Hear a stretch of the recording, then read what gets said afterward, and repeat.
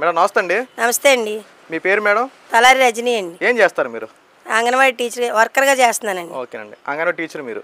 అవునండి మేడం. ఇప్పుడు చూసుకుంటే గతంలో జగన్మోహన్ రెడ్డి ముఖ్యమంత్రి ఉన్న టైంలో మీరు ధర్నాలు చేశారు. అవునండి. సుమారు 50 రోజులు పైగానే మీరు ధర్నాలు చేశారు. 42 రోజులండి. 42 రోజులు.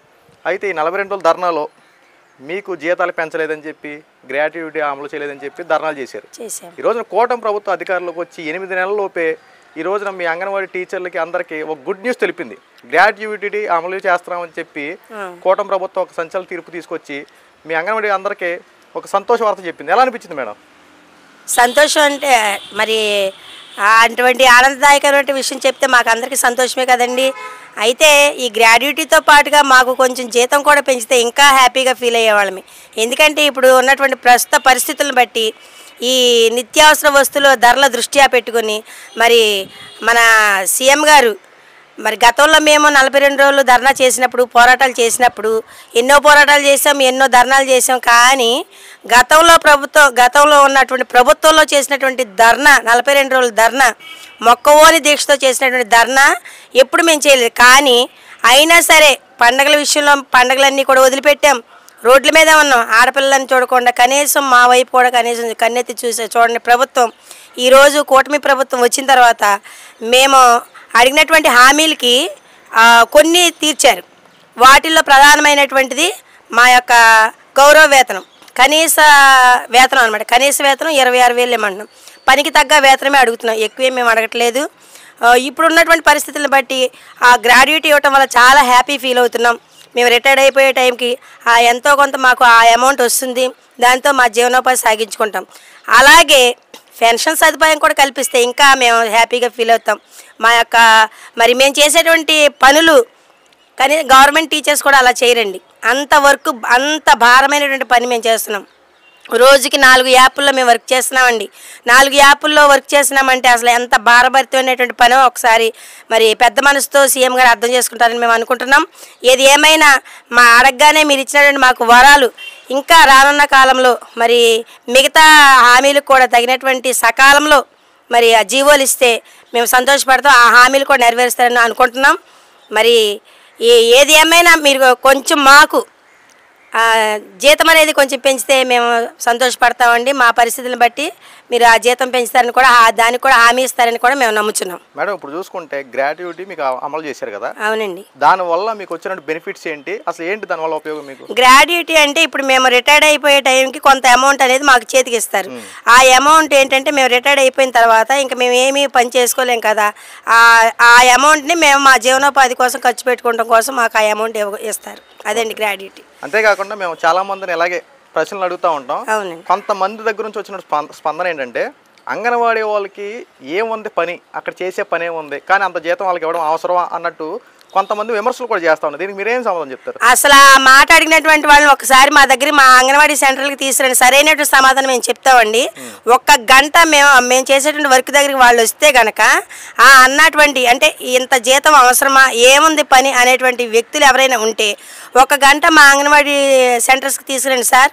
మేము చేసేటువంటి పని ఉదయం 9 గంటల నుండి సాయంత్రం 4 గంటల వరకు పిల్లలకి ప్రీ స్కూల్ కార్యక్రమాలు చెప్పడంతో పాటు అదనపు వర్కులు సొంత ఫోన్లో కూడా మేము యాప్లు ఎక్కించుకొని గవర్నమెంట్ ఇచ్చినటువంటి ఆ యొక్క యాప్ల్లో ఫోన్లో పని అవ్వకపోతే ఆ యాప్లు మా సొంత ఫోన్లో ఎక్కించుకొని చేస్తున్నటువంటి పని అసలు గవర్నమెంట్ టీచర్స్ కూడా చేయరండి. అంత అంగన్వాడీ టీచర్స్ అంత మరి కనీసం శ్రమ అంటూ మేము ఎరగకుండా మా కష్టం అంటే మా కష్టానికి తగినట్టు ఫలితం లేకపోయినా ఇచ్చినటువంటి విధానం కోసం ఆ యొక్క కష్టాన్ని మేము నెరవేరుస్తున్నామండి. అది ఆ వ్యక్తులు ఎవరైనా ఉంటే దయచేసి మీరు మా అంగన్వాడీ సెంటర్కి తీసుకురండి, సరైనటువంటి సమాధానం మేము చెప్తామండి.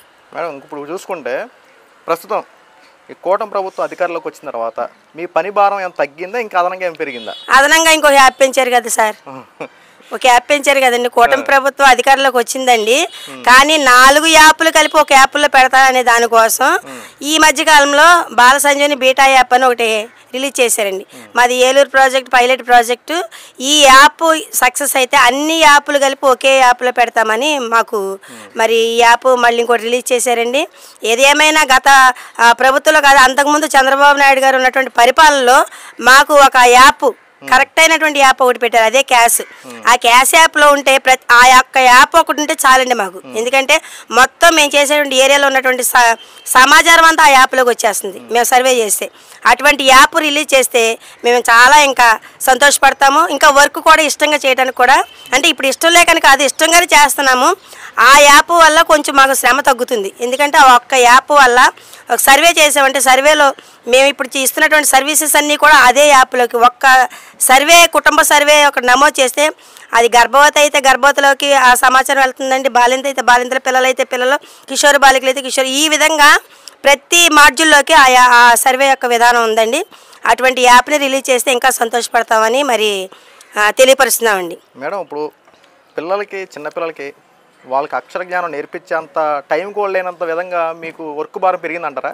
వాస్తవేనండి, అది గత ప్రభుత్వం నుండే ఉందండి. ఈ ప్రభుత్వంలో కూడా ఇంకా పనిభారం పెరిగిందంటే వాస్తవంగానే పెరిగిందండి పనిభారం. ఎందుకంటే ఒకటి కాదండి, రెండు కాదండి, 4 యాప్ల్లో రోజుకి 4 యాప్లు ఫేస్ యాప్లు వేయాలి. పిల్లలకి టీహెచ్ఆర్లు ఇవ్వాలంటే చిన్నపిల్లలకు కూడా ఫేస్ యాప్లు పెట్టారు. అలాగే గర్భవతుల బాధితులు కూడా ఫేస్ యాప్ తీసుకుందే మా టీహెచ్ఆర్ ఇవ్వడానికి వీలు పట్టలేదు. పనిభారం అంటే ఎప్పుడు పెరిగిందండి, ఇప్పుడంటే ఇంకొక యాప్ అదనంగా పెంచడం వల్ల పనిభారం పెరిగిందండి. ఇప్పుడే కాదండి, ఎప్పుడు కానీ ప్రీ స్కూల్ పిల్లలకి కార్యక్రమాలు జరపాలంటే కనీసం 9 గంటలు, 10 గంటల నుండి 11:30, 12 గంటల వరకు ప్రీ స్కూల్ కార్యక్రమాలు జరపాలన్నా మధ్యకాలంలో ఏదో ఒక రిపోర్టు, అర్జెంట్ రిపోర్ట్ అంటారు, ఆ రిపోర్ట్కి సరైన సమాచారం ఇవ్వాలి. కనుక సమయం తక్కువగా ఉంది ప్రీ స్కూల్ కార్యక్రమాలు జరిపించడానికి.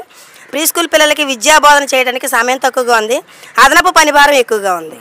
మేడం, ఇప్పుడు చూసుకుంటుంటే అంగన్వాడీ స్కూల్కి సంబంధించి పిల్లలు పంపిస్తూ ఉంటారు కదా తల్లిదండ్రులు. అవునండి. పిల్లలు స్కూల్కి పంపించడం కోసం తల్లిదండ్రులు విముక్తి చూపుతున్నారా, లేదంటే ఏమన్నా ప్రైవేట్ సంబంధించిన వాటిలో జాయిన్ చేసుకోవడానికి వాళ్ళు ఇంట్రెస్ట్ చూపిస్తున్నారు ఎక్కువగా? ఎక్కువ శాతం పిల్లల్ని ఓన్లీ ఈ టీహెచ్ఆర్ అంటే టేక్ హోమ్ రేషన్ కోసం మాత్రమే పిల్లల్ని ఇక్కడ పంపడానికి చూస్తున్నారు. కానీ ఇప్పుడున్నటువంటి ప్రస్తుత కాలంలో ఈ కూటమి ప్రభుత్వం రాకముందు నుండి కూడా వచ్చిన తర్వాత కూడా ఇప్పుడు కొత్త సిలబస్ ఇచ్చారండి, బుక్స్ ఇచ్చారు.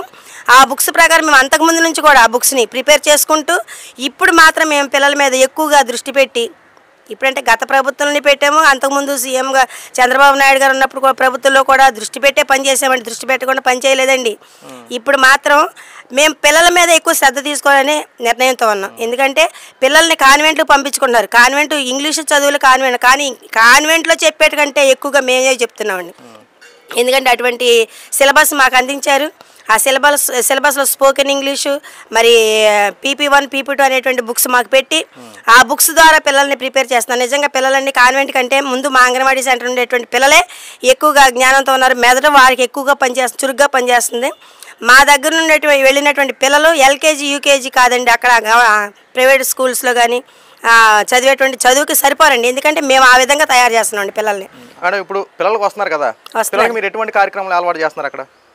మేము ఉదయాన్నే రావటమే, పిల్లలు 9 గంటలకల్లా మేము పిల్లల్ని స్కూల్కి రావడానికి ప్రిపేర్ చేసామండి. మెయిన్గా మేము పిల్లల్ని స్కూల్కి రావడానికి ఒక విధానం అలవాటు చేస్తున్నాం. ఎందుకంటే ఏదో ఒక ఎఫర్ట్ పెట్టాలి, ఆ ఎఫర్ట్ ద్వారా పిల్లలు అంగన్వాడీ స్కూల్కి రావడానికి అలవాటు అవ్వాలి. చదువుకోవాలి.